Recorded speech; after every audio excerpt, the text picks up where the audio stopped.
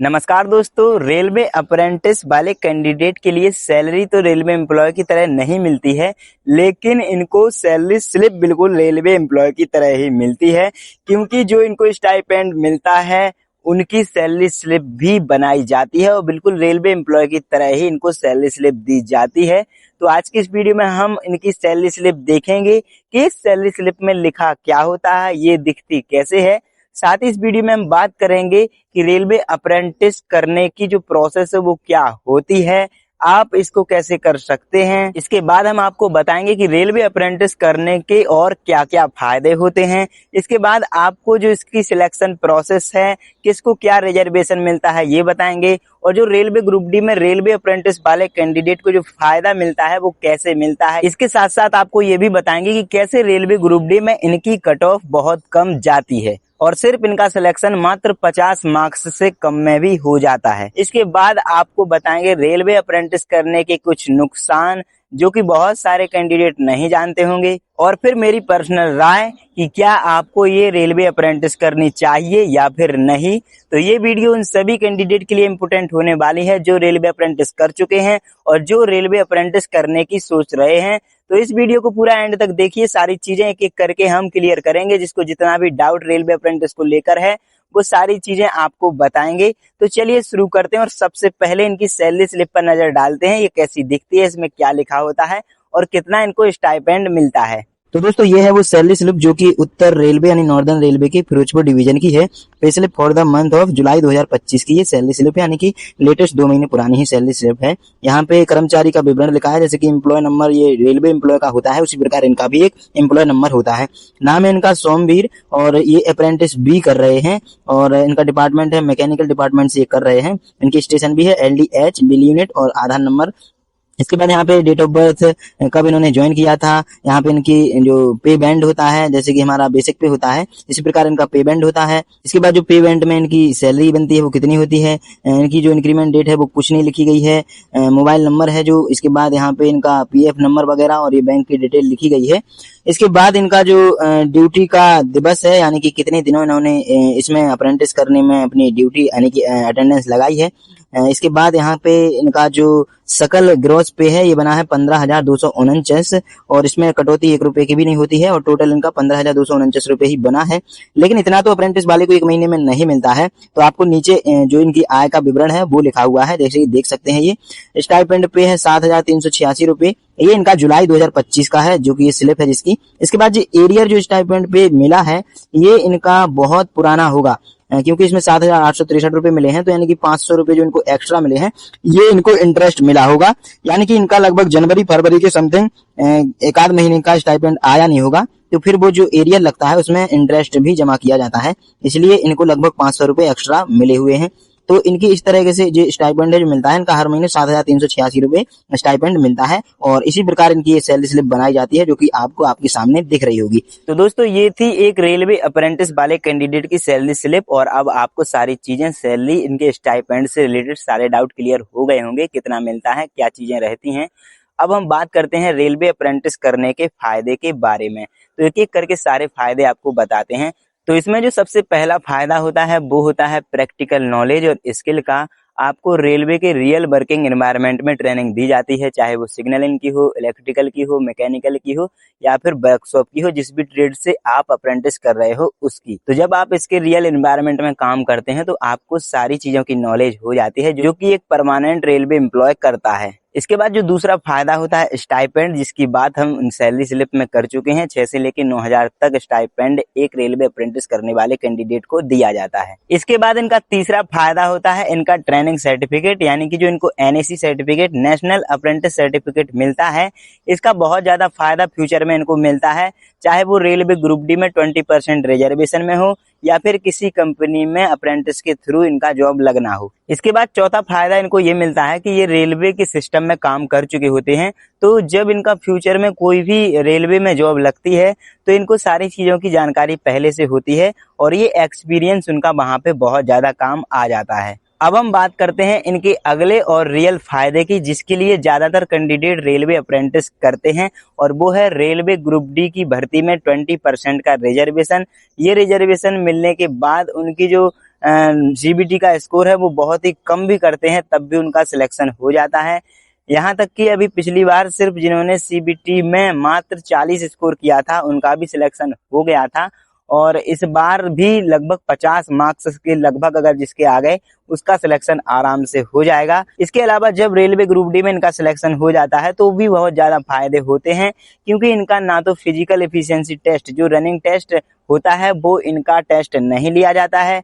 अगली बात ये फायदा होती है कि जो ट्रेनिंग एक नॉर्मल कैंडिडेट की होती है, जिस भी डिपार्टमेंट में उनको जॉब मिली है तो उसकी ट्रेनिंग एक नॉर्मल कैंडिडेट की कराई जाती है, लेकिन जो अप्रेंटिस वाले कैंडिडेट होते हैं उनकी ट्रेनिंग ऑलरेडी 1 साल की कंप्लीट होती है, तो इनकी ट्रेनिंग ना कराकर सीधी इनकी पोस्टिंग दे दी जाती है। तो इनको जो ट्रेनिंग का टाइम है वो ट्रेनिंग सेंटर में नहीं बिताना होता है, तो ये एक और बड़ा फायदा होता है। अब सबसे पहले हम रेलवे ग्रुप डी में इनके सिलेक्शन प्रोसेस की बात करते हैं। इनका जब सीबीटी एग्जाम होता है तो सीबीटी एग्जाम के 2/3 मार्क्स, यानी कि अगर आप 60 मार्क्स सीबीटी एग्जाम में लेके आए तो आपके 40 मार्क्स ये जुड़ जाएंगे। इसके बाद आपके एनएसी सर्टिफिकेट के 1/3 मार्क्स, यानी कि अगर आपने 90% से अपनी अप्रेंटिस कंप्लीट करी है तो 30 मार्क्स इसके जुड़ जाएंगे, यानी कि 40 और 30 मिलाकर 70 मार्क्स हो जाएंगे, और इन्हीं 70 मार्क्स पे मेरिट बनती है और आसानी से आप मेरिट में आ जाते हो। बाकी मैंने बता ही दिया है कि 20% जो सीटें हैं वो रेलवे ग्रुप डी में सीसीएए वालों के लिए रिजर्व रखी जाती हैं, उन्हीं का फायदा इन कैंडिडेट को बहुत ज्यादा मिल जाता है। यानी कि हम ये कह सकते हैं कि थोड़ी बहुत मेहनत करने के बाद रेलवे ग्रुप डी की नौकरी इनकी पक्की होती है। अब अगर हम ये बात करें कि अगर इनको रेलवे में अप्रेंटिस करनी हो तो इनकी सिलेक्शन प्रोसेस क्या होती है। देखिए, हर एक अलग अलग जोन से जैसे रेलवे की वैकेंसी आती है उसी प्रकार रेलवे अप्रेंटिस की भी वैकेंसी निकालता है, उसमें आपको फॉर्म भरना होता है। किसी किसी जोन में सिर्फ आईटीआई ही मांगी जाती है, लेकिन किसी किसी जोन में 10th वाले और 12th वाले भी इसके फॉर्म को भर सकते हैं। तो जहाँ पे आईटीआई मांगी जाती है वहां पे जिस भी ट्रेड से आपने आईटीआई करी है उसी ट्रेड की पोस्ट आपको मिलेगी रेलवे अप्रेंटिस करने के लिए। और इसकी जो सिलेक्शन प्रोसेस है इसमें आपके जो 10th के मार्क्स होते हैं परसेंटेज और जो आईटीआई की परसेंटेज होती है, इन दोनों को काउंट करके और इनका एवरेज निकाला जाता है, यानी कि इनके दोनों के मार्क्स जोड़कर 2 से भाग दिया जाता है और जितना इसको निकल के आता है उस पे इनकी मेरिट बनती है। और अगर आप टॉप उन कैंडिडेट में आ जाते हैं जितनी की उसमें वैकेंसी है तो आपका सिलेक्शन हो जाता है। इसके बाद आपका सीधा डॉक्यूमेंट वेरिफिकेशन होता है जिसमें आपके बेसिक डॉक्यूमेंट लगे जाते हैं, तो वो बेसिक डॉक्यूमेंट लेकर आपको डॉक्यूमेंट वेरिफिकेशन के लिए जाना होता है। डॉक्यूमेंट वेरिफिकेशन कंप्लीट होने के बाद आपका मेडिकल टेस्ट लिया जाता है और मेडिकल टेस्ट पास करने के बाद आपको ट्रेनिंग सेंटर में भेज दिया जाता है, जहां पे आपकी पूरे 1 साल ट्रेनिंग चलती है। जैसे ही आप पूरे 1 साल कंप्लीट कर लेते हो तो आपको सर्टिफिकेट दे दिया जाता है और आपको इन सारे रिजर्वेशन का फायदा मिलने लगता है। इसके अलावा जब भी आप प्राइवेट किसी वर्कशॉप में या कंपनी में काम करने के लिए जाएंगे तो रेलवे अप्रेंटिस का सर्टिफिकेट दिखाने से आसानी से आपको वो जॉब मिल जाएगी। तो दोस्तों, ये अप्रेंटिस करने के फायदे थे। फायदे तो बहुत लोग बता देते हैं, अब मैं इसके रियल नुकसान बताता हूं जो कि एक रेलवे अप्रेंटिस करने के बाद कैंडिडेट बताता है। इसमें जो पहला नुकसान होता है वो होता है कि आपकी गवर्नमेंट जॉब की गारंटी नहीं होती है। इसके बाद भी आपको थोड़ी बहुत पढ़ाई करनी होती है जो कि मुश्किल नहीं होती है, लेकिन एक कैंडिडेट जब 1 साल वहां पे ट्रेनिंग सेंटर में गुजारता है और 1 साल उनमें कुछ वो जब वर्किंग सिखाते हैं तो उसके दौरान काम भी करवाते हैं, जिसके लिए एक कैंडिडेट को लगता है कि हमें एक मजदूर बनाकर रखा गया है जिसके रूप में हमें 7 से 8 हजार रुपए दिए जा रहे हैं। इसके बाद अगला एक नुकसान ये होता है कि इसमें जो स्टाइपेंड है वो बिल्कुल फिक्स रहता है, ऐसा नहीं होता है कि आपको ज्यादा दे दिया जाए। अगली चीज ये होती है कि अगर आपने जब तक ट्रेनिंग करी है तो ठीक है, ट्रेनिंग में आपका ना तो ट्रांसफर हो सकता है, अगर आपको ग्रुप डी की जॉब मिल गई तो इस सर्टिफिकेट के थ्रू फिर आप ना तो कहीं पे ट्रांसफर ले सकते हैं, ना ही आपका एक्स्ट्रा प्रमोशन में फायदा मिलेगा। आपकी ये ट्रेनिंग पीरियड तक ही सारी चीजें सीमित रहती हैं।